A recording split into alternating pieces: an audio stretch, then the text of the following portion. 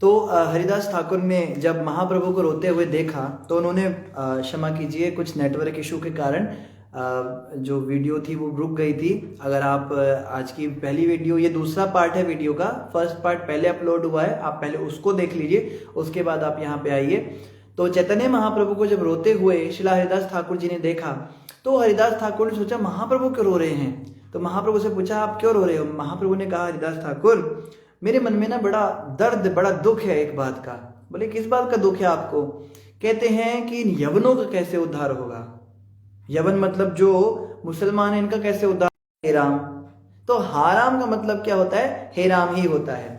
तो जब ये हे राम हे राम हे राम ऐसे करेंगे तो रामचंद्र जी की ने कृपा मिल जाएगी। और राम किसका नाम है, राम एक बलराम जी का भी नाम है, जैसे बोलते हैं ना बलराम, तो राम शब्द जो है वो भी बलराम जी का नाम है। तो हाराम कहकर इनका भी उद्धार। फिर महाप्रभु खुश हो गए। तो इस प्रकार से भगवान का नाम अगर अनजाने में भी लिया जाए या फिर हंसी मजाक में लिया जाए, कैसी भी स्थिति में लिया जाए, वो हमेशा कल्याण ही करता है। ये बात यहाँ पे बताई जा रही है। अपरिमित होने के कारण ईश्वर की शक्ति का अनुमान नहीं लगाया जा सकता।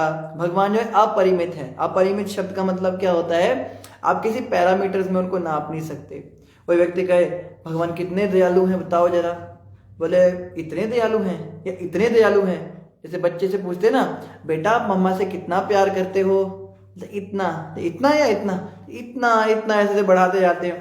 तो ये जो है ये तो चलो संसारिक जीवन में नाप दे सकते हैं, भगवान की करुणा का कोई नाप नहीं। और उनको करुणा सिंधु कहा जाता है। सिंधु का मतलब क्या होता है, सिंधु का मतलब होता है ओशन, ओशन ऑफ मर्सी। एक समुद्र में कितने पानी की बूंदें होती है कोई गिन सकता है, कोई साइंटिस्ट गिन सकता है, केवल अंदाजा लगा सकते हैं। लेकिन भगवान के अंदर कितनी कृपा है इसका कोई अंदाजा नहीं। इसलिए उन्हें करुणा सिंधु, कृपा सिंधु, सिंधु शब्द का मतलब होता है सागर, समुद्र। तो भगवान में समुद्र के समान उनका अपार जो है प्रेम है और उतनी उनकी करुणा है, इनके जो है नापा नहीं जा सकता। अपरिमित होने के कारण ईश्वर की शक्ति का अनुमान नहीं लगाया जा सकता। शक्ति कितनी है कृष्ण में, शक्ति की भी कोई सीमा नहीं। कोई हम जो अपनी बुद्धि से जो है ना भगवान को भी सीमित करने की कोशिश करते हैं, नापने की कोशिश करते हैं। कृष्ण कितने सुंदर हैं, कृष्ण कितने दयालु हैं, तो हम सोचते हैं अपने से हम कुछ कंपैरिजन करें। तो प्रभुपाद जी एक बहुत सुंदर उदाहरण देते हैं। एक समय की बात है, एक डॉक्टर फ्रॉग था। ये जो डॉक्टर फ्रॉग था ये क्या करता था, ये कुएं में रहता था। इसको कूप मंडूक भी कहते हैं हिंदी में। तो कुएं का जो ये मेंढक था डॉक्टर फ्रॉग, इसको कुएं के विषय में सब पता था। विश्लेषणात्मक अध्ययन इसने किया था, कुएं में कौन कौन से कोने पे क्या है, कहाँ पे पत्थर बज रही, कितना यहाँ पे मटेरियल लगा है, सब कुछ उसको पता था। कुआं कब से स्टार्ट हुआ। तो एक बार क्या हुआ, प्रशांत महासागर में एक लहर उछली और वहां से एक मेंढक आकर इस कुएं में गिर गया। अब इस कुएं के अंदर जो वो समुद्र से मेंढक आया उसको देख के डॉक्टर फ्रॉग कहते हैं भाई तुम तो अजीब ही कोई प्राणी लग रहे हो, तुम इस कुएं के तो नहीं हो। बोला कि मैं बाहर से आया हूं। बोलता इस कुएं के बाहर भी कोई दुनिया है। बोल आपके कुएं के बाहर तो कितना कुछ है, मतलब कितनी बड़ी दुनिया है। अब कहां से आए, कोई दूसरे कुएं से आए हो, ऐसा एक और कुआं भी है। बोला कुआं नहीं है, वो समुद्र है। तो समुद्र क्या होता है, तो डॉक्टर फ्रॉग है ना, उसको सब कुछ अपने दिमाग से भेजे से समझना है। तो बोला उसमें बहुत पानी होता है। तो पानी तो हमारे कुएं में भी है, इतना पानी, तो इससे बहुत ज्यादा, तो इससे दुगना होता है। तो दुगना करके उसने से गर्दन फुलाई। मेंढक जो है गर्दन फुलाते हैं, तो दुगना बड़ा है, तो नहीं इससे बहुत, तो 100 गुना बड़ा है, तो बहुत बड़ा है, तो 1000 गुना बड़ा। तो करते करते उसकी गर्दन फट गई, मर गया डॉक्टर फ्रॉग। कभी भी कोई व्यक्ति अंदाजा लगा सकता है कि कितने कुएं मिलके जो समुद्र को पानी को भर पाएंगे, कोई अंदाजा नहीं लगा सकता। कुएं से अगर आप समुद्र का माप लो तो कैसे संभव है। इसी प्रकार से साइंटिस्ट जो हैं या साइंटिफिक बुद्धि वाले कई लोग होते हैं, वो भगवान को समझना चाहते हैं अपनी बुद्धि से, अपने दिमाग से। कितना कृपा है, कितने दल, कैसे लग, भगवान का रंग ही हमें पता नहीं है। कई लोग कहते हैं कृष्ण का रंग क्या है, कहते सावरा है, कहते नीला है, कैसा मतलब कैसा एग्जैक्ट। अरे भैया वो रंग इस दुनिया में है ही नहीं जो कृष्ण का रंग है। ये दुनिया मेन 3 रंगों से बनी है, नीला, पीला और लाल, इन तीनों के मिश्रण से ये हजारों हजारों रंग जो हैं हमारे सामने आए। या अगर आप सतरंगी बोलो तो 7 रंग होते हैं मेनली, जो इंद्रधनुष वाले रंग होते हैं। सूर्य के अंदर 7 रंग होते हैं, रिफ्रैक्शन करके वो निकालते हैं। तो 7 रंगों से बनी दुनिया में आप कैसे बताओ, गोलोक धाम में हजारों रंग होते हैं ऐसे, जिनसे मिला मिला के, और वहां के हम रंगों का वर्णन क्या करें। और उसमें भी सबसे सुंदर रंग भगवान श्री कृष्ण के पास है, तो उस रंग का कोई वर्णन है? कृष्ण का हम जो पेंटिंग बनाते हैं, फोटो बनाते हैं या विग्रह बनाते हैं, ये तो केवल हम प्रयास करते हैं कि सबसे ज्यादा मैक्सिमम मैच करने वाली चीज है। तो इस संसार का जो सबसे मैच करने वाला रंग है भगवान कृष्ण से, वो बोला मेघ श्याम। जो वर्षा के बादल होते हैं उनका जो रंग होता है, काले काले बादल होते हैं, कुछ कुछ वैसा है। आप कहोगे काला रंग तो अच्छा नहीं होता, एग्जैक्ट वो नहीं है, मगर इस दुनिया में सबसे ज्यादा नजदीक वही रंग है। इसके आगे हम अनुमान नहीं लगा सकते। तो कृष्ण का रंग कैसा है, कृष्ण का स्वभाव कैसा है, ये लीला कथा पढ़ के सुन के हम केवल एक अंदाजा लगा रहे हैं कि कृष्ण कैसे होंगे, पर हम कभी भी इसका अंदाजा नहीं लगा सकते कृष्ण में कितनी दया है, कितनी करुणा है, और उनमें शक्ति कितनी ज्यादा है। ये यहां पे बताया जा रहा है। और आगे क्या कह रहे हैं, उन शक्तिमान भगवान अनंत देव के महान एवं यशस्वी गुणों का कोई पारावार नहीं है। वास्तव में उनका शौर्य अनंत है। कह रहे हैं उनका नाम ही अनंत है। जिसका नाम ही अनंत है उसका कोई अंत पा सकता है कि कितना विशाल है, कितना विस्तार है? नाम ही अनंत है कि अंत नहीं है कोई उसका। इस दुनिया में अनंत चीज की हमने कोई देखा नहीं कोई उदाहरण, क्योंकि इस संसार में ना हर चीज पैरामीटर में होती है। इतने घंटे का 24 घंटे का दिन होता है, तो दिन भी बांध दिया हमने कि इतना टाइम होता है। गोलोक धाम में टाइम फैक्टर ही नहीं होता। आप सोच सकते हो वहां पे क्या होता है। जब समय ही नहीं है तो आयु ही नहीं है, ना दिन है ना रात है, तो वहां पे क्या होता है, कैसे होता है, कुछ कह नहीं सकते। वहां पे कहा जाता है ना तो फ्यूचर होता है ना पास्ट होता है, बस प्रेजेंट होता है। ना भूत होता है ना भविष्य होता है, केवल प्रेजेंट टेंस होता है। और वहां पे आयु बढ़ती नहीं, एक जैसा सब कुछ जो है स्टिल रहता है। लेकिन फिर भी जो है रासलीला होती है, तो रात्रि तो होती होगी तब रासलीला होती है। तो रात किसी लीला के लिए रात और दिन हो जाते हैं। लीला के लिए सूर्य चंद्रमा आते हैं, और नंद बाबा जो है एकादशी का व्रत करते हैं, ऐसा वर्णन आता है। तो चंद्रमा भी घटता बढ़ता होगा तभी एकादशी आती है। तो चंद्रमा सूर्य केवल वहां पे लीला के लिए है, बाकी वहां काल नहीं है। इस संसार में सब कुछ काल में बंधा हुआ है। हम अगर नंबर भी लाते हैं एग्जाम में, तो वो भी होते 100 में से कितना लाए, उम्र भी होती तो इतने साल की है। हर चीज जो है हम नाप सकते हैं यहाँ पे, लेकिन भगवान के धाम में कुछ भी नापा नहीं जा सकता। इसीलिए उनका नाम क्या है, अनंत। अनंत देव की यहाँ बात हो रही है। और आगे क्या कह रहे हैं, उन शक्तिमान भगवान अनंत देव के महान एवं यशस्वी गुणों का कोई पारावार नहीं है। वास्तव में उनका शौर्य अनंत है। स्वयं आत्मनिर्भर होते हुए भी वे प्रत्येक वस्तु के आधार हैं। वे पाताल लोक में वास करते हैं और इस संपूर्ण ब्रह्मांड को धारण किए रहते हैं। तो जो पाताल लोक है वहां पे अनंत देव वास करते हैं, मतलब नीचे के जो एरिया है उसको भी पाताल लोक ही कहा गया है यहाँ पे। और वो क्या करते हैं, उन्होंने सब कुछ धारण किया हुआ है सृष्टि को। हे राजन, मैंने अपने गुरु से जैसा सुना था उसी रूप में मैंने बद्ध जीवों के सकाम कर्मों एवं कामनाओं के अनुसार इस जगत की सृष्टि का पूर्ण वर्णन आपसे किया। तो जैसा मैंने अपने गुरु से सुना था वैसा मैंने आपको सुना दिया। ये बड़ी महत्वपूर्ण बात है। आजकल के जो कथाकार हैं उनसे आप ये बात एक्सपेक्ट ही नहीं कर सकते कि वो गुरु से सुना हुआ ज्ञान देंगे। अपना अपना मिर्च मसाला सब लगाते हैं, चुटपुट अपनी बातें बताएंगे, और मन घड़ंत बातें कि वास्तव में तो भगवान तो प्रेम का ही नाम है। ये तो बस कहने की बात है। जैसे आज ही में कोई किसी का विचार पढ़ रहा था, उसने सुविचार डाला था, पर मैं उसको कुविचार कहता हूं। क्या सुविचार था आप सुनिएगा तो आप खुद ही बताइएगा कि सुविचार था कुविचार। कहते हैं कि बुद्ध कोई व्यक्ति नहीं थे, बुद्ध तो एक बुद्ध तत्व था। शिव कोई व्यक्ति नहीं, शिव तत्व है। कृष्ण कोई व्यक्ति नहीं थे, कृष्ण तत्व है। वास्तव में वेद पुराण के अंदर जो बातें लिखी इसको हम समझ नहीं पाए। हम उस व्यक्ति की पूजा करने लगे जबकि हमें उन गुणों की पूजा करनी थी। बुद्धि जिसके अंदर है वही बुद्ध है, जो धर्म को जानता है वही धर्मराज है, जो मंगलकारी वही शिव है, और जो ये कर्म करता है, कर्म के आधार पे उसको पूजा समझते हैं वही कृष्ण है। तो ये गुणों की हमें पूजा करनी चाहिए, इनको अपने अंदर लाना चाहिए और स्वयं ही कृष्ण और बुद्ध और शिव बन जाना चाहिए। अब आप बताइए ये कुविचार है या सुविचार है?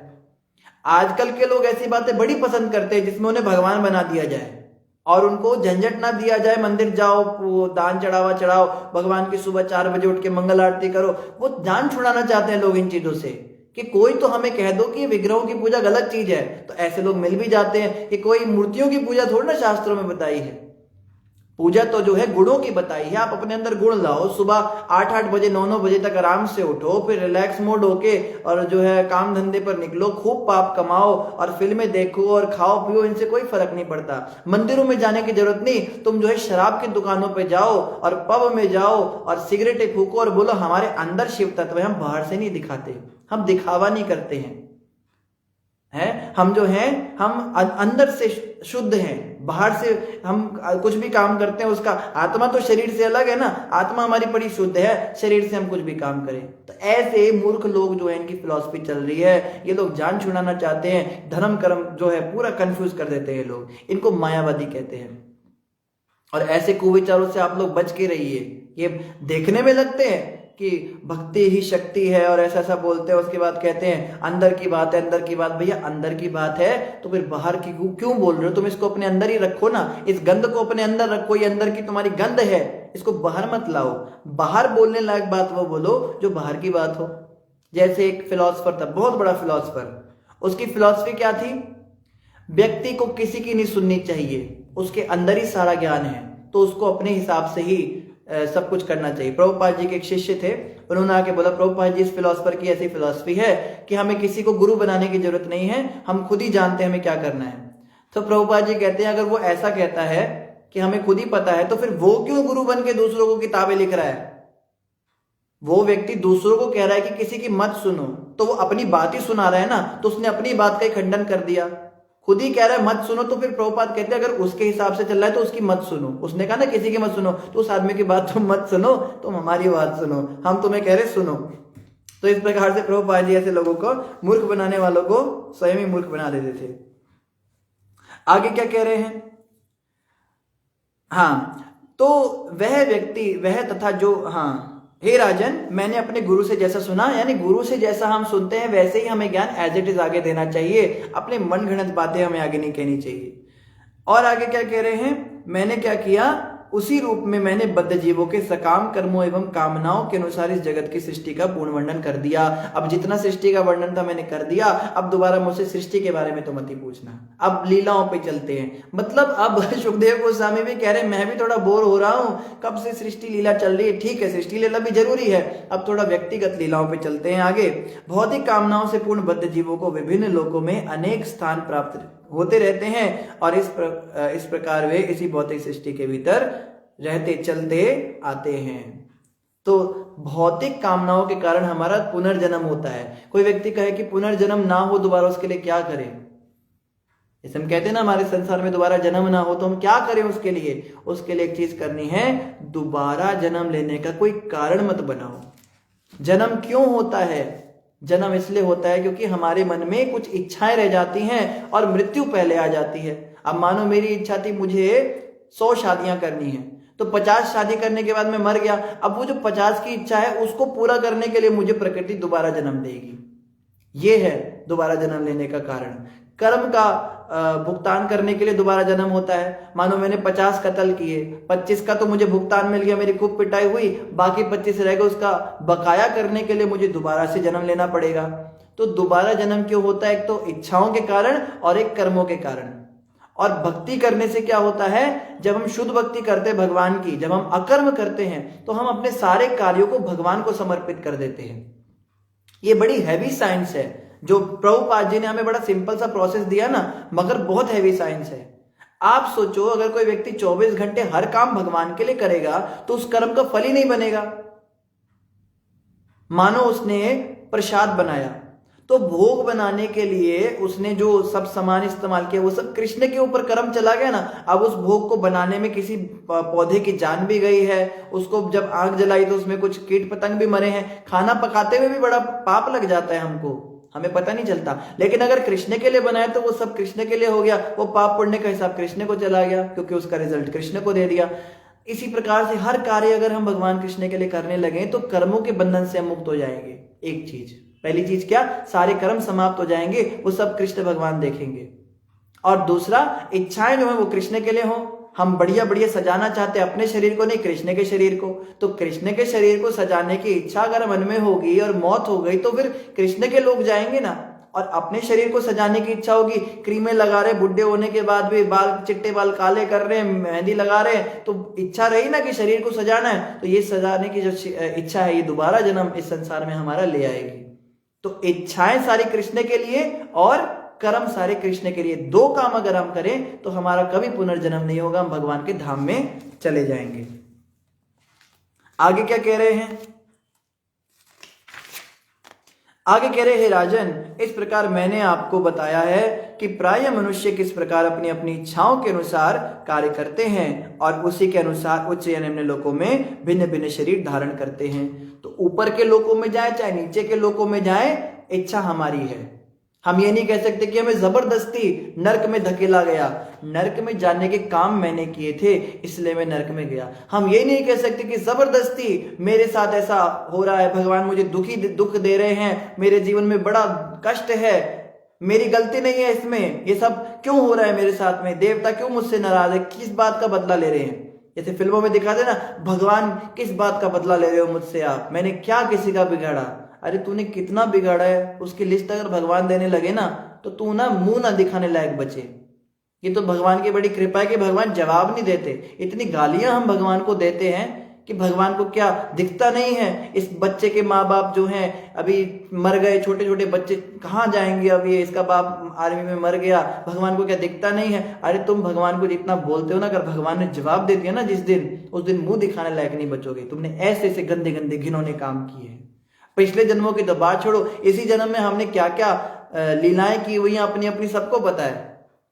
जरा थोड़ी देर आंख बंद करके चिंतन करो, कितने गंदे गंदे काम किए, कितने घृणित घृणित कार्य किए। उसके सामने तो जो मिल रहा है, जो पाप का, जो जितना ज्यादा हमने पाप किया उसके हिसाब से तो बड़ा कम हमें सजा दी जा रही है।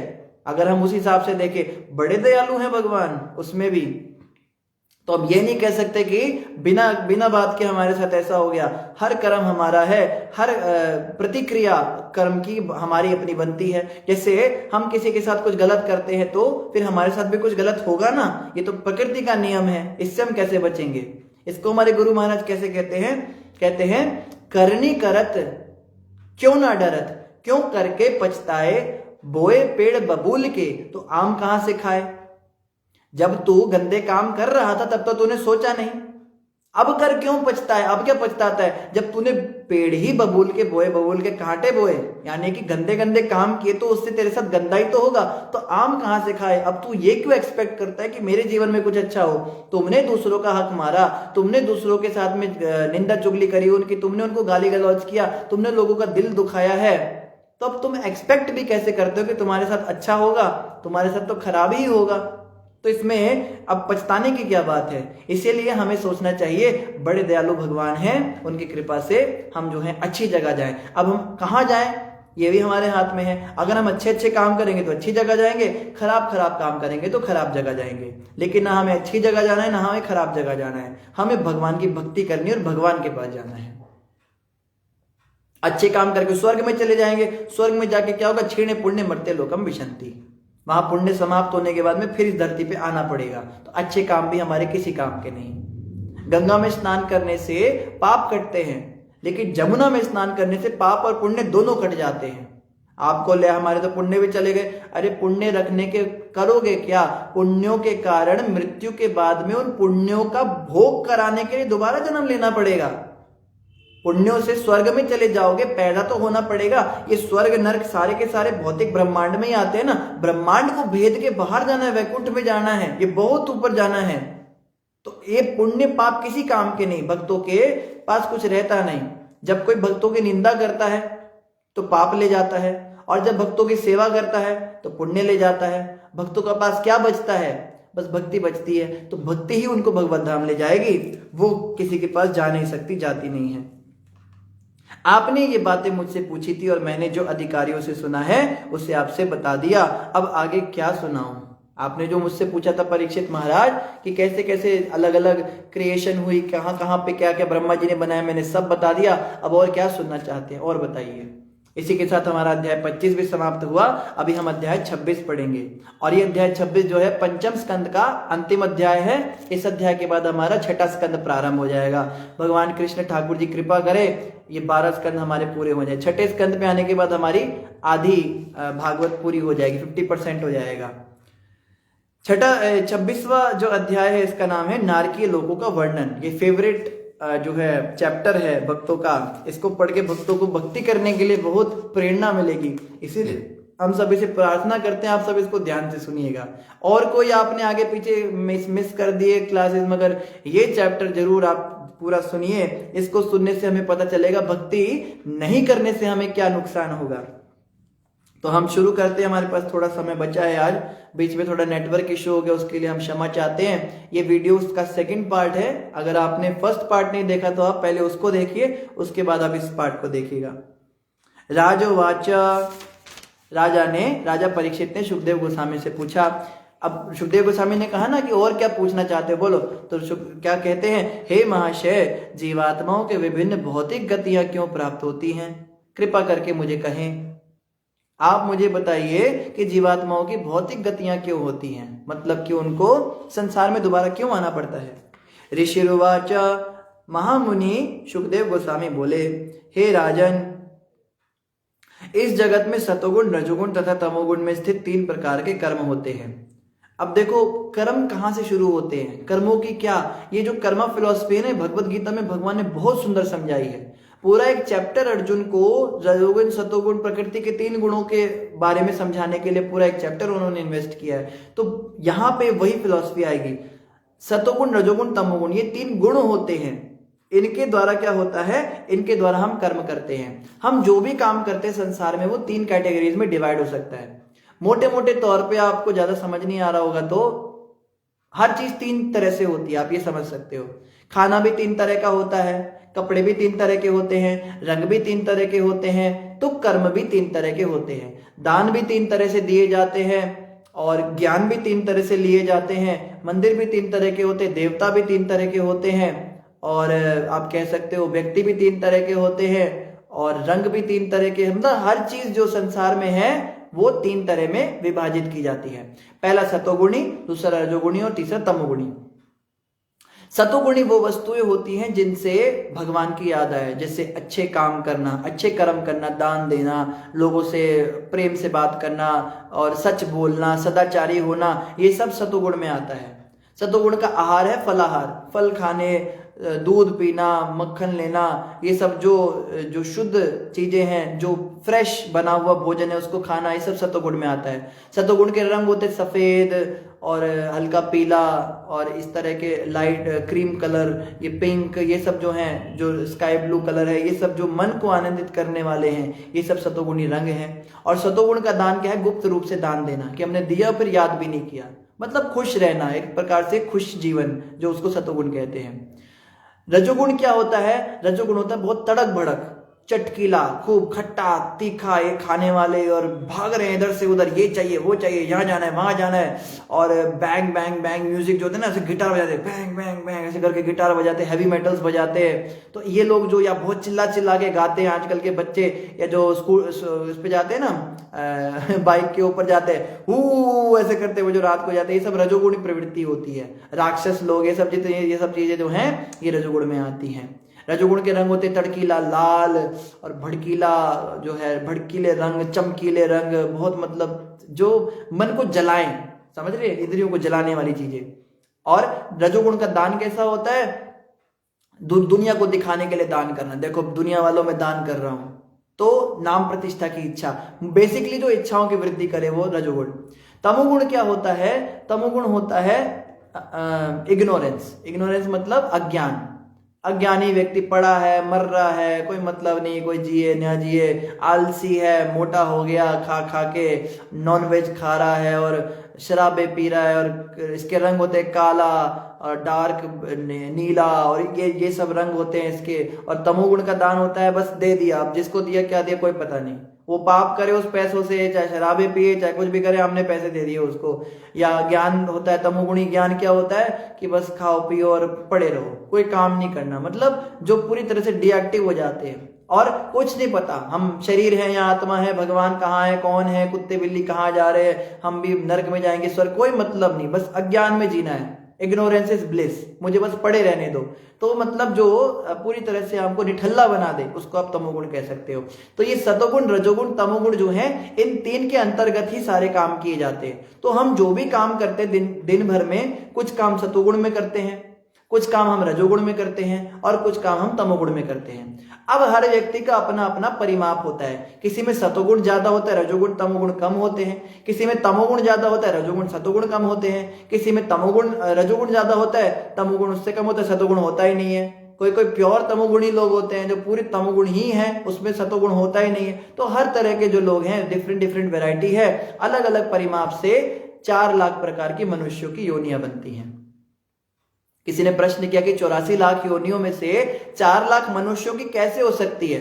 मनुष्य तो सब एक जैसे ही दिखते हैं, इनमें तो कोई हो नहीं सकता। हाँ, आप ये कह सकते हो पुरुष होते, स्त्री होते, या जो ट्रांसजेंडर होते, ये होते, एलजीबीटी होते, आप ले लगा के 10-15 तरह के मनुष्य गिना सकते हो। ये 4 लाख प्रकार की क्या वैरायटी है? तो 4 लाख प्रकार की वैरायटी गुणों के हिसाब से है, किसमें कितनी मात्रा में कौन सा गुण है। तो मुझे आशा आप लोगों को समझ में आ रहा होगा। तो यहाँ पे क्या कह रहे हैं, महामुनि शुकदेव बोले, हे राजन, इस जगत में सतोगुण रजोगुण तथा तमोगुण में स्थित 3 प्रकार के कर्म होते हैं। क्योंकि सभी मनुष्य इन 3 गुणों से प्रभावित होते हैं। अब ये 3 गुण जो हैं, इनके देवता भी अलग अलग हैं। तमोगुण के जो अधिष्ठाता देवता है वो शिव जी हैं, रजोगुण के अधिष्ठात्री देवी दुर्गा माता है, और या ब्रह्मा जी को भी कहा जाता है, और सतोगुण के जो अधिष्ठाता देव है वो भगवान विष्णु नारायण है। तो ये जो है कंट्रोल करते हैं। ध्यान रखिए, शिवजी तमोगुणी नहीं है, शिवजी तो शुद्ध सतोगुण में रहते हैं, लेकिन वो तमोगुण के इंचार्ज हैं। ब्रह्मा जी रजोगुणी नहीं है, ब्रह्मा जी उसके इंचार्ज हैं। और विष्णु जी सतोगुणी नहीं है, विष्णु जी तो शुद्ध सतोगुणी हैं, वो उसके इंचार्ज हैं। ये केवल इंचार्जशिप है इनके पास में। देवता जो होते हैं इन जनरल सतोगुणी होते हैं, और जो असुर होते हैं, राक्षस होते हैं, वो तमोगुणी होते हैं, और जो मनुष्य होते हैं उनमें रजोगुण अधिक होता है।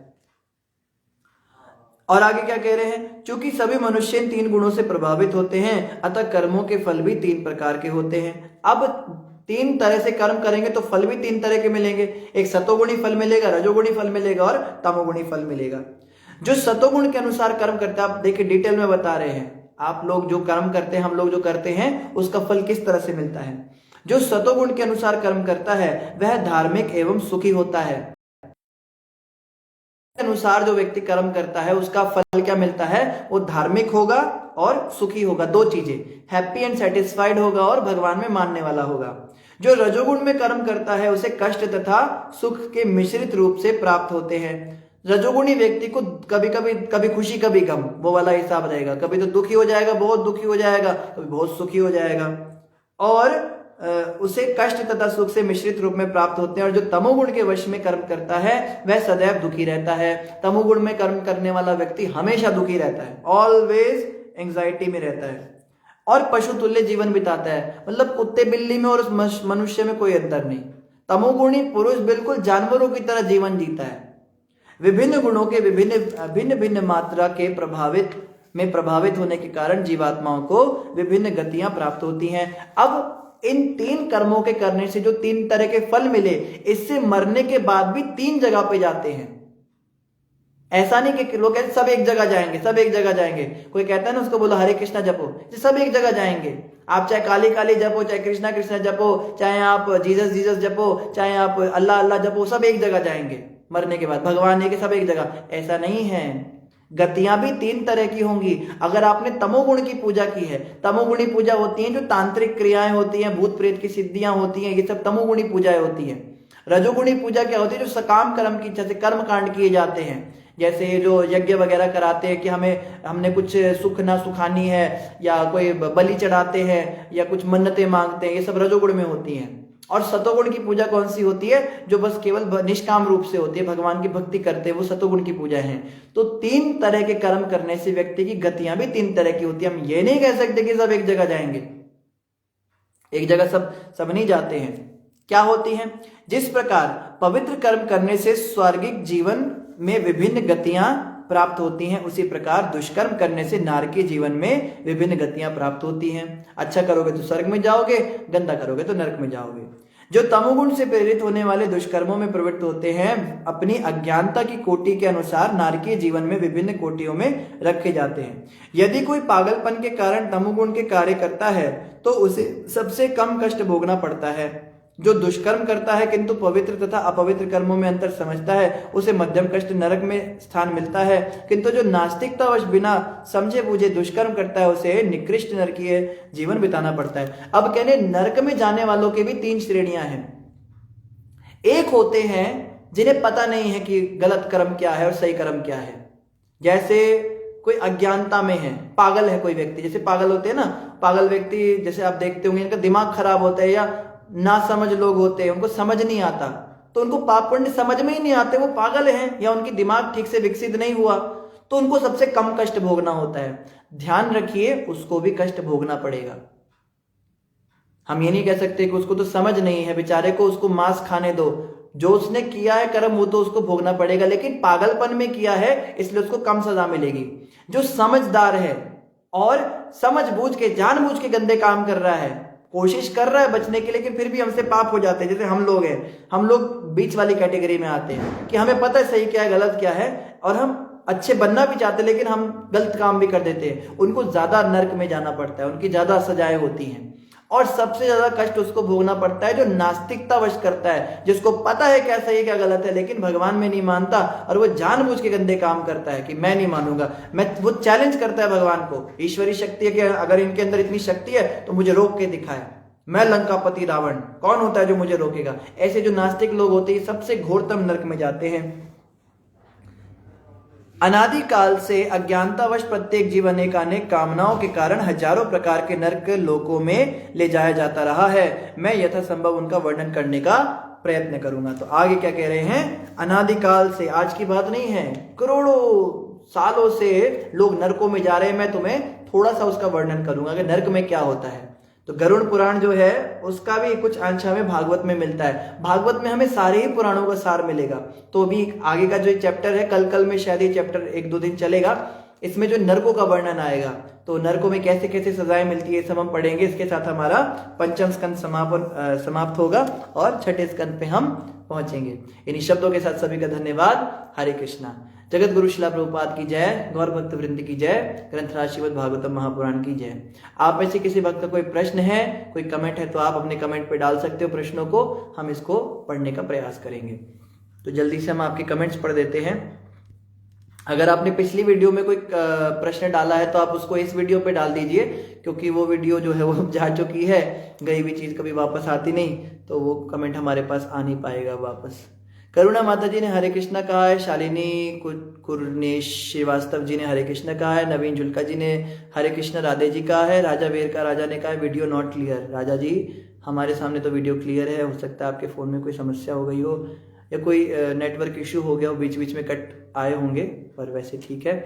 अरुण सिंगला जी ने हरे कृष्णा प्रभु जी बोला है, भाभीपुरी जी ने हरे कृष्णा बोला है, आनंद महाराज ने हरे कृष्णा बोला है, नरेंद्र भंडराल जी ने महामंत्र लिखा है, मनीष कनौजिया जी ने महामंत्र लिखा है, कमल किशोर जी ने हरे कृष्णा फ्रॉम रचना एंड आंचल माता। अनंत रूप प्रभु कह रहे main 3 colour RGB red green blue. प्रभु जो रेड ग्रीन ब्लू होते हैं ना, वो प्रिंटर में चलते हैं। तो एक्चुअली जो ग्रीन कलर है, अगर आप कलर प्लेट देखो, ग्रीन कलर येलो और ब्लू को मिक्स करके बनता है। तो ब्लू और येलो जो है वो प्राइमरी कलर है और ग्रीन सेकेंडरी कलर है। जो तीसरा प्राइमरी कलर है वो क्या है? वो येलो है। ग्रीन, ब्लू और रेड, ब्लू और येलो। ये येलो कलर आप सेकेंडरी कलर उसे कहते हैं जिसको हम बना नहीं सकते, क्षमा कीजिए, जिसको हम बना सकते हैं। प्राइमरी कलर वो होता है जिसको हम बना नहीं सकते। लाल रंग आप बना नहीं सकते, नीला रंग आप बना नहीं सकते, पीला रंग आप बना नहीं सकते, बाकी आप दुनिया के कोई भी रंग बना सकते हो। आप पर्पल कलर कैसे बना सकते हो? ब्लू और रेड को मिक्स करके पर्पल बन जाता है। हम थोड़ा आर्ट फील्ड से तो हमको थोड़ा कलर्स का ज्ञान है, ग्रीन कलर जो है वो ब्लू और येलो को मिक्स करके बनता है, और ब्राउन कलर जो है वो ब्लैक और रेड को मिक्स करके बन जाता है। पिंक के लिए आपको रेड और व्हाइट मिक्स करना पड़ता है, ऑरेंज के लिए येलो और रेड। तो दुनिया के सारे रंग आप बना सकते हो, मगर आप येलो, रेड और ब्लू ये 3 रंग नहीं बना सकते। इसलिए हमने कहा ये 3 कलर जो है ये प्राइमरी है, इन 3 से सारी दुनिया बनी है। जो आप आरजीबी कह रहे हो, ग्रीन और रेड और ब्लू, वो प्रिंटर में यूज होता है, कंप्यूटर का सिस्टम अलग होता है। वो कलर मिक्सिंग हमारे ऐसे प्रैक्टिकल जैसे हम ब्रश में से निकाल के करते वैसे नहीं होती, वो अलग तरीके से होती है उनकी कलर मिक्सिंग, इसलिए हमने ऐसा कहा। अशोक प्रभु ने दंडवत प्रणाम और हरे कृष्णा लिखा है। सनी कुमार जी ने महामंत्र लिखा है। रिचा माता ने महामंत्र हरे कृष्णा दंडवत लिखा है। Please tell how to handle that problem which come in spiritual life due to family and blood relations. Richa माता जी, जो फैमिली की वजह से हमें समस्या होती है और परिवार की वजह से होती है, उसको आदि भौतिक क्लेश कहते हैं। आदि भौतिक क्लेश का मतलब है जो दूसरों से कष्ट मिलते हैं।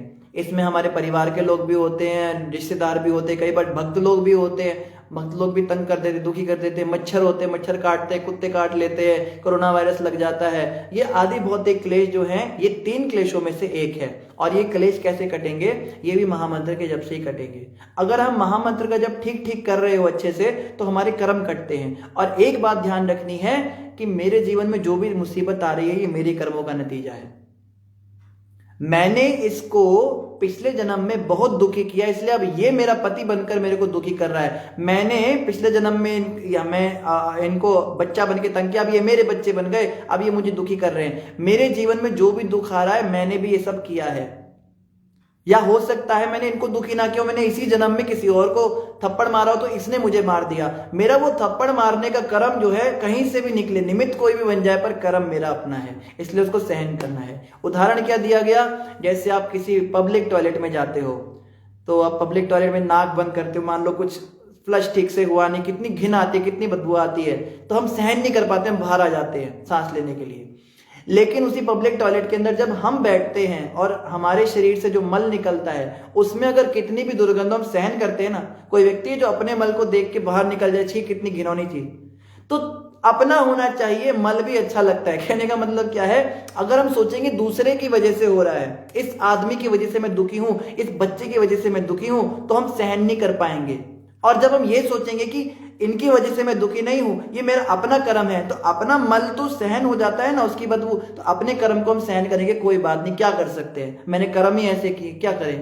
पुराने जमाने में ना इसीलिए शादियां टिकती थी। मैं आपको बताऊं, आपको नहीं मैं कह रहा हूं, माता इन जनरल बता रहा हूं। माता जो है वो अपनी बेटी को बचपन से सिखाती थी, बेटी ससुराल में जो भी होगा तुम आराम से रहना, समझना तुम्हारे कर्म। अगर तुम्हें अच्छा पति मिला तो बेटा तुम्हारे अच्छे कर्म होंगे, बुरा पति मिला तो तुम्हारे बुरे कर्म होंगे। और आदमी को भी यही शिक्षा दी जाती थी कि देखो, अगर अच्छी पत्नी आई, धर्म कर्म में आई, इसका मतलब तुमने अच्छे काम किए, खराब आई, जैसा भी हो बेटा स्वीकार करना उसको। बच्चों को यह शिक्षा दी जाती थी। शादी के बाद अगर अच्छे आते थे तो अपने कर्म, और ये सत्य भी है। आजकल सिखाया जाता है बेटा अच्छी नहीं हो तो चेंज कर देना। आप अपने पति को या अपनी पत्नी को चेंज कर सकते हो, मगर जो आपने कर्म किए उसको आप नहीं चेंज कर सकते। दूसरी वाली आएगी और दिमाग खराब करेगी। दूसरा वाला, एक बार की बात, एक साधु था, वो सोच रहा था कि मैं शादी ब्याह करूं, शादी ब्याह रचाने की सोच रहा था। तो एक बार एक घर के, पाकिस्तान की घटना है, वहां पे वो ऐसा कोई था, कोई फकीर टाइप का था, किसी घर के बाहर से देखा तो खिड़की से झांका तो एक आदमी जो है वो लेटा हुआ है और एक पत्नी उसके बाल खींच रही है, दूसरी पत्नी नीचे से उसके पैर खींच रही है, उसको मार रही है, दोनों की दोनों पीट रही है उसको। तो उसने खाना पकड़ लिया, भाई मैंने कभी शादी नहीं करनी, क्या सुख है शादी के बाद में। अगर किसी के कर्म खराब हैं तो उसको खराब ही जीवन मिलेगा। जैसे मैंने अगर खराब कर्म किया तो अगर मेरी पत्नी अच्छी आ गई तो बच्चे खराब आ जाएंगे, बच्चे अच्छे हुए तो पत्नी खराब हो जाएगी, पत्नी बच्चे दोनों अच्छे हो गए तो कोई इन लॉज तंग कर देंगे। कर्म मेरा अपना है, कहीं ना कहीं से तो निकलेगा, कोई ना कोई व्यक्ति निमित्त बनेगा। तो मैं उस व्यक्ति को ब्लेम करने के बजाय अपने कर्मों को ब्लेम करूं। अगर मैं ऐसा करता हूं, ऐसी सोच बनाता हूं, तो हम बड़े आराम से उनको सहन कर जाएंगे। माता, सहन करने के सिवाय इसका और कोई उपाय नहीं है। सहन शक्ति बढ़ानी पड़ेगी। सहन शक्ति बढ़ेगी भक्ति करके। जब हम भगवान के चरणों में समर्पित होंगे तो भगवान हमें शक्ति देंगे। महामंत्र का जाप करने से, गीता का अध्ययन करने से हमें शक्ति मिलेगी। लता टेकू माता ने गुलाब का फूल भेजा है। ऋषु गुप्ता जी ने राधे राधे लिखा है। अनंत रूप प्रभु कह रहे how to purify our desires. प्रभु जी, अनंत रूप प्रभु डिजायर्स का प्योरिफिकेशन होगा जब हम उन डिजायर्स को गुरु के निर्देशन में करेंगे, कृष्ण के खुशी के लिए करेंगे। जैसे किसी को सन्यास दिया जाता है तो हमारे संप्रदाय में 3 डंडे होते हैं। देखने में लगता है एक डंडा पकड़ा है, बट उसके अंदर 3 होते हैं, उसको बांधा हुआ होता है। तो 3 डंडे क्यों दिए जाते हैं? कहते हैं पहला डंडा इस बात का प्रतीक है, जो करूंगा कृष्ण के लिए करूंगा, अपने लिए कुछ नहीं करूंगा। दूसरा डंडा, जो बोलूंगा कृष्ण के लिए बोलूंगा, अपने लिए कुछ नहीं बोलूंगा। और तीसरा डंडा, मन में भी कोई विचार करूंगा तो कृष्ण के लिए करूंगा, अपने लिए कुछ नहीं करूंगा। तो जब हम भक्ति योग फॉलो करते हैं, भक्ति योग ना मुझे बड़ा अच्छा लगता है इसीलिए, क्योंकि अगर आप कर्म उसमें जाओगे ना, अष्टांग योग में, तो वहां पे आपको चीजें छोड़नी पड़ेंगी। आपको बोलना छोड़ना पड़ेगा, बोलेंगे मौन रहो, चुप रहो, मौन व्रत धारण करो। बोलने से पाप लगता है ना, बोलते हैं तो उससे कर्म बनता है, बोलना ही बंद कर दो। संसारिक लोगों से मिलने से क्या होता है, संसार के अंदर हम फंस जाते, तो दूर हो जाओ उनसे, जंगल में चले जाओ। संन्यास लेना पड़ता है उसमें, बिना उसके काम चलता नहीं है। और खाने से क्या होता है, भोग की वृत्ति आती है तो खाना छोड़ दो, पत्ते खाओ, तपस्या करो। लेकिन भक्ति मार्ग में क्या है, आप जो भी कर रहे हो उसको कृष्ण के लिए करो तो वो स्पिरिचुअलाइज हो जाता है। जैसे आपने कहा डिजायर्स को हम कैसे प्योरीफाई करें। अगर हमारे अंदर बोलने की बहुत ज्यादा इच्छा है, जैसे मैं अपनी बात करता हूँ, मेरे अंदर बोलने की बहुत ज्यादा इच्छा हुआ करती थी।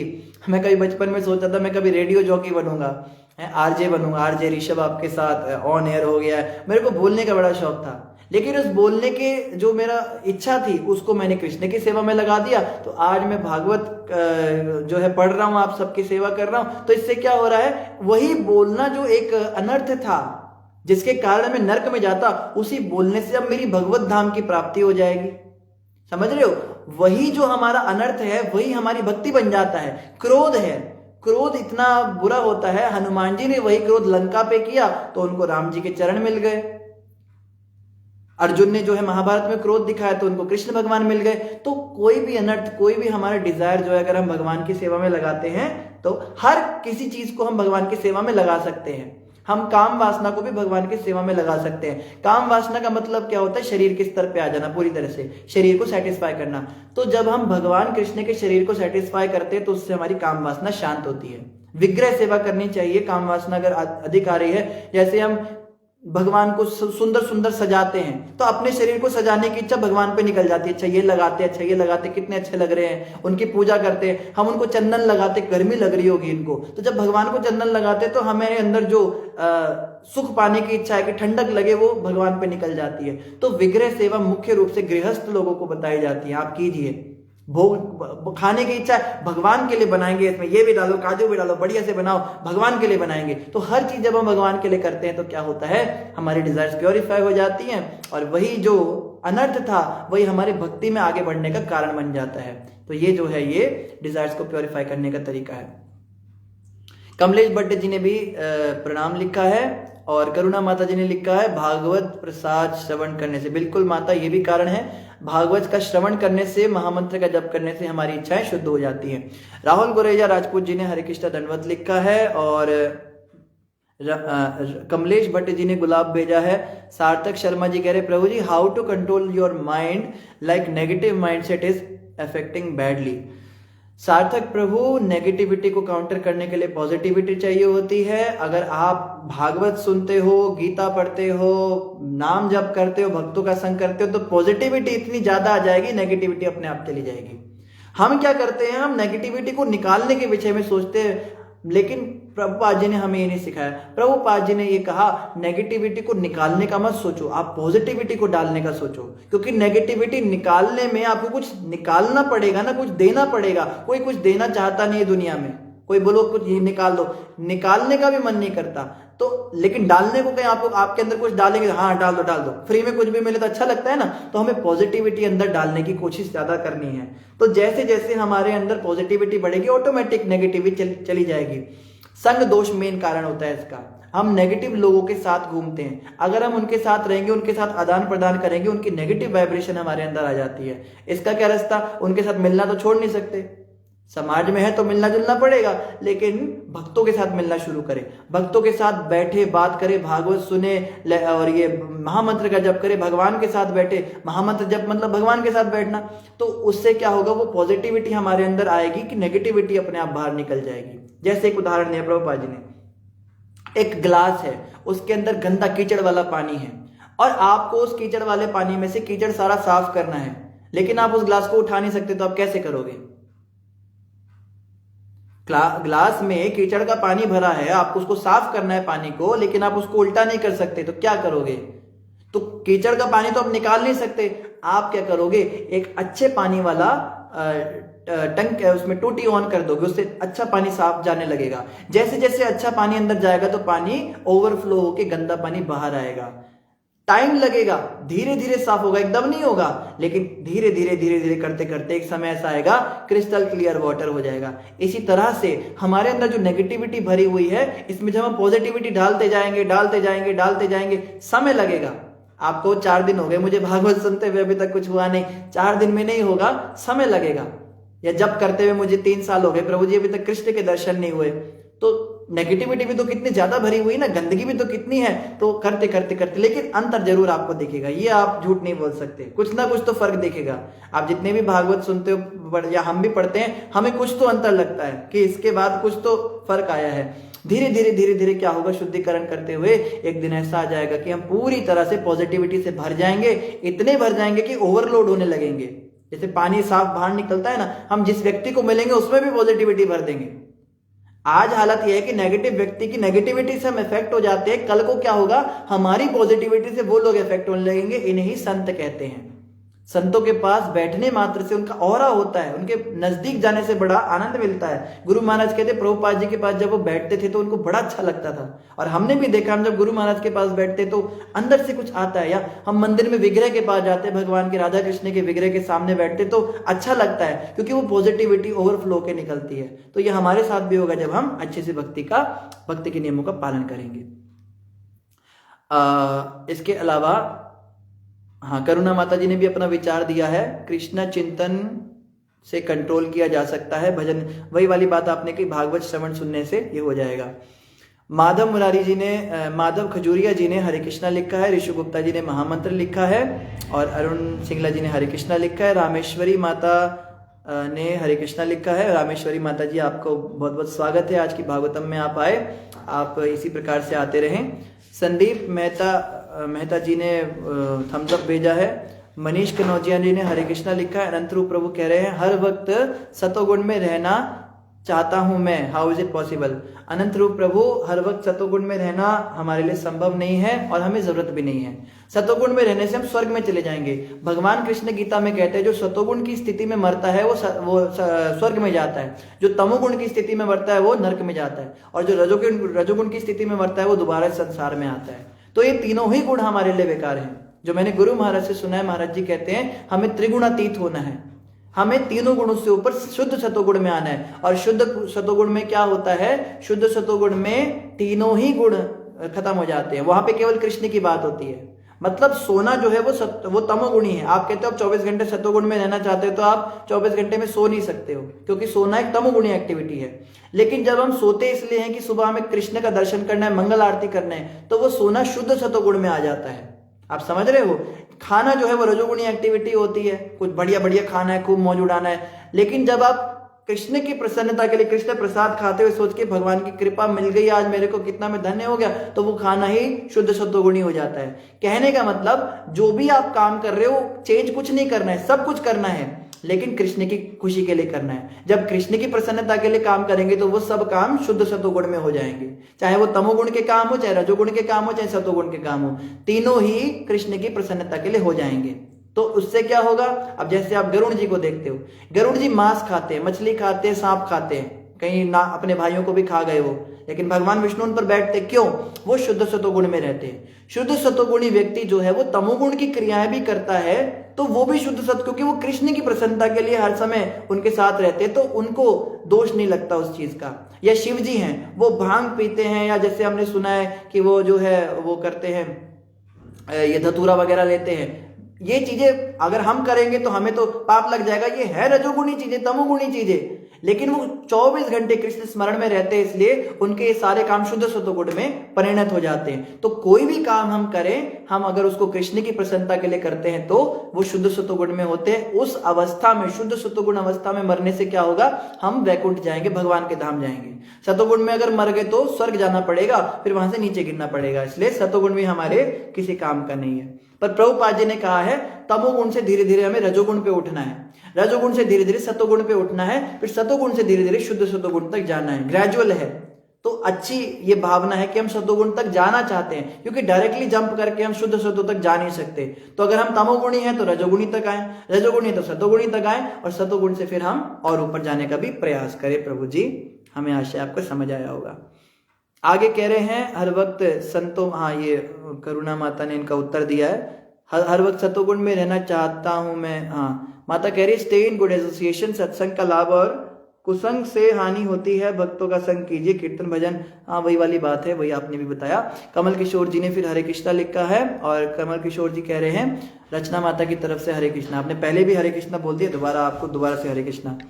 सुरु श्रीवास्तव जी ने भी हरे कृष्णा लिखा है। सार्थक शर्मा जी कह रहे हैं due to my negative mindset I am very upset, what should I do. माता जी गेव एन आंसर, माता जी gave an answer, what to you say. प्रभु जी, मैंने आपको उत्तर बता दिया जो हमें लगता है। वेणुका माता ने बोला how we get to know हम में कौन सा गुण ज्यादा है। वेणुका माता, हमें कौन सा गुण ज्यादा है, देखो अगर हम तमोगुण में है तो हमें लगेगा कि हम बहुत अच्छे हैं, अगर हम रजोगुण में हमें लगेगा हम ठीक ठीक है, और अगर हम सत्वगुण में तो हमें लगेगा हमारे अंदर बड़ी कमियां हैं, और अगर हम शुद्ध सत्वगुण में चले गए तो हमें लगेगा हमसे तो कोई खराब व्यक्ति है ही नहीं, हम अपने आप को कितना बुरा व्यक्ति मानते हैं, इससे पता लगेगा। अगर हमें लगता है बड़े महान हैं, हम बहुत अच्छे भक्ति कर रहे हैं, तो इसका मतलब हम नीचे की ओर जा रहे हैं। और जैसे हमको लगने लगे हमारे में तो बड़ी कमियां हैं, हम तो अभी कुछ भी नहीं कर पा रहे हैं, तो इसका मतलब भक्ति में हमारी प्रगति हो रही है। तो जितना हमारे को अपने अंदर लगता है कि मेरे अंदर कमियां हैं, अपनी गलतियां दिखने लगती हैं, एहसास होता है इस बात का मेरे अंदर अनर्थ कितने ज्यादा है, इसका मतलब हमारी प्रोग्रेस हो रही है ऊपर की ओर।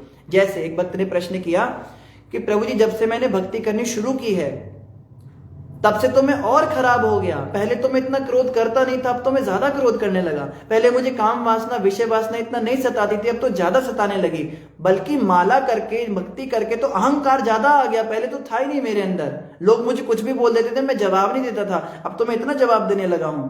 तो भक्ति करने से तो मेरे अनर्थ बढ़ गए। तो इसका क्या उत्तर निकला, अनर्थ बड़े नहीं है, अनर्थ थे मगर अब वो दिखने शुरू हो गए।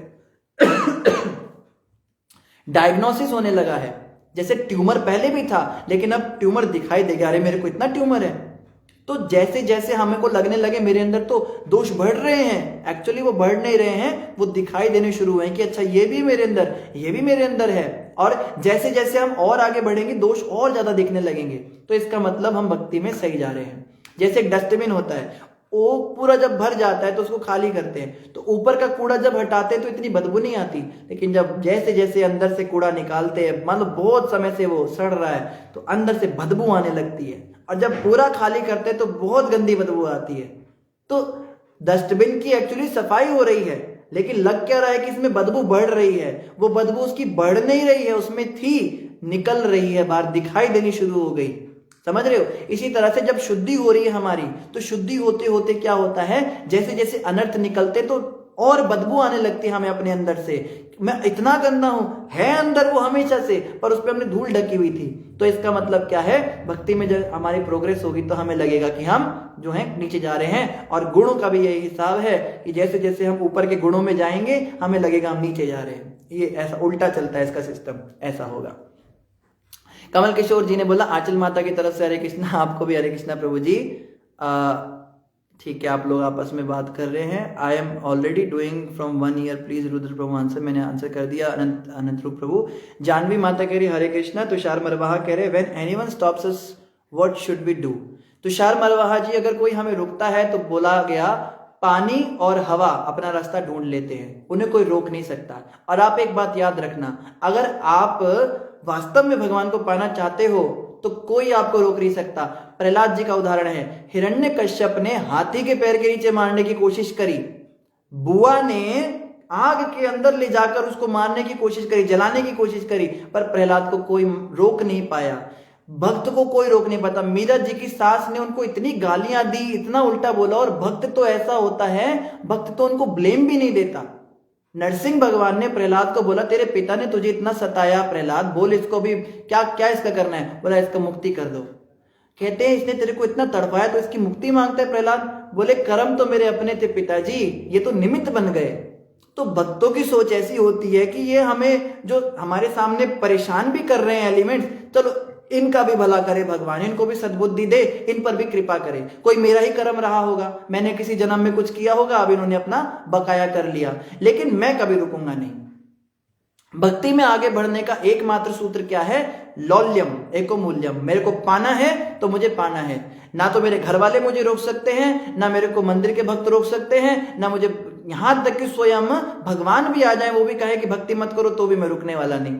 ध्रुव महाराज जब जा रहे थे भगवान को प्राप्त करने, तो रास्ते में नारद जी आ गए। नारद जी ने परीक्षा ली। देखो गुरु कई बार परीक्षा लेते हैं। तुषार प्रभु आपको मैं बता रहा हूं, गुरु कई बार परीक्षा लेते हैं। नारद जी आके कहते हैं, बेटा अभी तुम छोटे हो, 5 साल के हो, जंगल के अंदर साधना तो बूढ़े होने के बाद करते हैं, अभी तुम घर जाओ। तो ध्रुव ने ऐसे लाल लाल आंखों से देखा, बोला आप मेरी मदद कर सकते हो तो बताओ, मुझे उपदेश नहीं चाहिए आपके, मैं आया हूं तो आगे जाऊंगा, पीछे मुड़ के देखूंगा नहीं, मैं पीछे नहीं हटूंगा। तो नारद जी ने देखा कि ये पक्का है, तो फिर नारद जी ने उनको आगे बढ़ाया भगवान की भक्ति में। तो कई बार गुरु परीक्षा लेते हैं। गुरु कहेंगे कि तुम शादी कर लो, क्या करोगे? जैसे गुरु महाराज को प्रभुपाद जी ने बोला तुम शादी कर लो, महाराज ने बोला मेरे को शादी नहीं करनी है, मुझे भक्ति करनी है। तो फिर प्रभुपाद ने बोला ठीक है फिर सन्यास ले लो। तो इस प्रकार से भक्ति में हम आगे बढ़ेंगे तो रुकावटें आएंगी, लेकिन हमें इसको सहन करना है। और क्या करना है? हमें हर परीक्षा में पास होना है, भगवान हमारी सहायता करेंगे और एक दिन हम जरूर अपने निश्चित गोल पर पहुंचेंगे, इसमें कोई डाउट नहीं। तुषार प्रभु सुरु श्रीवास्तव कह रहे हैं हम 3 तापों से कैसे बच सकते हैं? सुरु जी 3 तापों से बचने के लिए भक्ति की शरण लेनी है। भगवान कृष्ण गीता में कहते हैं क्या कहते हैं? मम माया दुरत्यया है, देवी हेश गुणमयी मम माया दुरत्यया, मेरी माया बड़ी मुश्किल है पार करनी, लेकिन मामेव ये प्रपद्यन्ते माया मेताम तरंती थे, जो मेरी शरण में आ जाता है उसको माया कुछ नहीं कह सकती। तो अगर हम कृष्ण की शरण ले लेते हैं, संतों की शरण ले लेते हैं, भागवत की शरण ले लेते हैं, हरिनाम की शरण ले लेते हैं, तो 3 ताप जो है काफी हद तक कम हो जाते हैं। ताप कम नहीं होते, हमारे अंदर से सहन शक्ति बढ़ जाती है, उनका प्रभाव कम हो जाता है।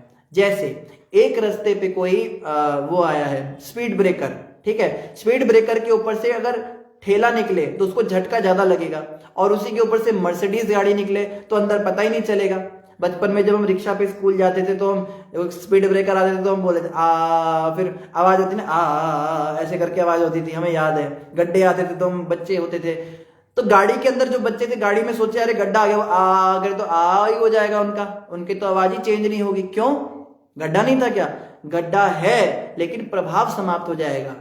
तो कहने का मतलब क्या है? कर्म के अनुसार हमें आएंगे, दुख तो आएगा, तीनों ताप भी आएंगे जैसे जैसे जो किया है, लेकिन सहन शक्ति आ जाएगी, झटके कम लगेंगे हमको। अगर हम हरि नाम की शरण में होंगे, मर्सिडीज गाड़ी में बैठे होंगे तो हमको जो है वो झटके कम लगेंगे, हमें एहसास कम होगा उन चीजों का। हमें लगेगा दुनिया है ही ऐसी, कोई हमें गाली दे देगा तो ये तो है ही पागल, इससे क्या एक्सपेक्ट करना है, गाली देगा क्या क्या कर सकते हैं, है ही मूर्ख। कोई आगे कहेगा भक्ति मत करो, बोलेंगे तो पहले ही नर्क जाने वाला है, इसकी कौन बात सुनेगा। तो फर्क पड़ना बंद हो जाएगा हमको इन बातों का। अभी छोटी छोटी बातें हमें दिल पे लग जाती है, किसी ने कुछ कह दे तो हम बड़े क्रोधित हो जाते हैं, ऐसा कैसे इसने कहा। लेकिन जैसे जैसे भक्ति करेंगे हम कहेंगे है ही इनका दिमाग ही ऐसा चलता है, क्या करें। तो गुरु महाराज कहते हैं इसको पर अपेक्षा कहते हैं। अपेक्षा करना दूसरों से, मूर्ख व्यक्ति से आप अपेक्षा कर रहे हो कि वो आपको सदुपदेश देगा, तो किसकी गलती है? ये तो है ही मूर्ख, तो पागलपन की बातें करेगा ना, तो जो है ये 3 ताप जो है असर करने बंद कर देंगे। दिशी शर्मा माता कह रही है, क्या कह रही है? प्रभु जी हमने ली लोगों को देखा सत्संग में जाते, हमने भी लोगों को देखा सत्संग में जाते तो हैं, जब तक वहां हैं तब तक सब ठीक, वहां से बाहर निकलकर वही भौतिक जीवन, इधर उधर की बातें, फिर बेनिफिट क्या? दिशी माता अगर आपको लगता है कि सत्संग से दूर होके भौतिकता का वातावरण आ जाता है तो आप सत्संग से कभी बाहर ही मत जाओ, सत्संग में ही 24 घंटे रखो। सत्संग में 24 घंटे रहने का मतलब क्या है? जो सुना है उसको मनन करते रहो, मन में सोचते रहो मैंने क्या सुना था। हरि नाम जपते रहो। हरि नाम भगवान का संग है, आप सच्चिदानंद के संग में आ जाओ ना, आप साधुओं के साथ रहो, अपने घर के अंदर भक्ति का माहौल, 24 घंटे सत्संग में रहना चाहिए। एक बार प्रभुपाद जी से किसी शिष्य ने पूछा, प्रभुपाद जी मंदिर में बड़ी माया है, मंदिर में पॉलिटिक्स है, मंदिर में स्त्रियां आ रही हैं सुंदर सुंदर, हम ब्रह्मचारी लोग मुश्किल हो रही है हमारे लिए, या फिर स्त्रियां कहती है कि पुरुष लोग हमें गलत नजर से देखते हैं, मंदिर के अंदर बड़ी माया आ गई है। तो प्रभुपाद जी ने कहा, तुम इस बात का आश्चर्य मत करो कि मंदिर के अंदर माया आ रही है, तुम इस बात का आश्चर्य करो इतने बड़े माया के जगत में मंदिर कहां से आ गया। माया का जगत है ये, चारों तरफ माया का ही इलाका है, समझ रहे हो, हर जगह माया का घेरा है, इसमें मंदिर बन कैसे गया, इस मंदिर के अंदर भक्ति हो कैसे गई। ऋषि माता सत्संग के अंदर रहकर उतने समय कैसे उनके अंदर माया वाली बातें नहीं आई, इस बात पे आश्चर्य करो। इस बात पे आश्चर्य मत करो कि सत्संग से उठने के बाद तो है ही माया का जगत, माया ने तो सबके ऊपर प्रभाव कर ही रखा है, लेकिन सत्संग के अंदर माया कैसे नहीं घुस पाती, इस बात को आप सोचो कि ऐसा भी क्या सत्संग में होता है कि अंदर माया उतने समय, जितने समय हम सुन रहे हैं कथा, उस समय वो कैसे एंटर नहीं कर पाती है। इस बात का हमें आश्चर्य करना चाहिए। और अगर हमें विश्वास हो गया कि सत्संग में माया प्रवेश नहीं करती, तो हम 24 आवर सत्संग में रहने की कामना करें, इच्छा तो करें, रह पाए ना रह पाए भगवान की इच्छा, लेकिन भगवान को बोले तो सही कि प्रभु हमारे घर में सत्संग का माहौल कर दो, हमारे पति हमारे बच्चे सब भगवान की बातें करने लगे, नहीं तो मैं जो है इनको छोड़ के, हमारे को कभी मौका मिले हम शुद्ध भक्तों के साथ रहे, हम आश्रम में रह सके, मंदिर में रह सके, मोह जाल के बंधन खत्म हो सके। इच्छा तो करो, कम से कम बोलो तो सही भगवान को, होए ना होए अलग बात है, लेकिन हम बोलते नहीं, क्योंकि हम चाहते भी हैं, हमें भौतिकता चाहिए, हम ऊपर ऊपर से बोलते हैं हमें भक्ति चाहिए, पर अंदर से भोग भी चाहिए, इसलिए हम भगवान को बोलते भी नहीं सब। तो हमारे अंदर भी कुछ दोष हैं, तो कुछ भगवान भी क्या करे फिर। आपको नहीं मैं कह रहे, जनरल बात कर रहा हूँ, आप तो भक्त हैं। अनंत रूप प्रभु कह रहे दंडवत प्रणाम प्रभु जी फ्रॉम शंखदास। शंख प्रभु आपको भी दंडवत प्रणाम। और आजकल आप कहाँ बज रहे हैं? पहले आप लक्ष्मण सर में बजते थे, फिर आप वृंदावन गार्डन में बजते हैं, आपकी ध्वनि जो है पूरे अमृतसर में गूंजती फिरती है, आपको हम कहाँ कहाँ बजते हुए देखते हैं, आप जहाँ पे भी रथ यात्रा होती है वहां आप बजते हैं, बड़े दिव्य जीवन है आपका। हम तो कामना करते हैं आपके संग की, मगर आपका संग हमें लगता है मिलने वाला नहीं है, तो कभी तो किसी जीवन में हमारे को ऐसा अवसर मिले कि हम भी शंख के साथ ही बज पाए। तो आगे जो है इनके अलावा मनीष कनौजिया कह रहे, जैसे आपने प्रभु जी कहा है कि कर्म खराब होने से कहीं ना कहीं दिख जाएगा, वहीं पर पत्नी और पति के दोनों के कर्म पिछले जन्म में खराब होंगे, तभी ये देखना पड़ रहा है। सही बात है, बिल्कुल सही बात है आपकी, दोनों के कर्म खराब थे। पति का कर्म खराब था कि उसे ऐसी पत्नी मिली, और पत्नी का भी खराब था, उसको ऐसा पति मिला, दोनों के कर्म खराब थे बेचारे के। तो क्या कह सकते हैं। ऋषि माता कह रही है, ऋषि माता क्या कह रही है, प्रभु जी विग्रह सेवा हमारे यहाँ अलाउ नहीं है, इसके लिए टेम्पल जाओ, और टेम्पल कोई जाने नहीं देते।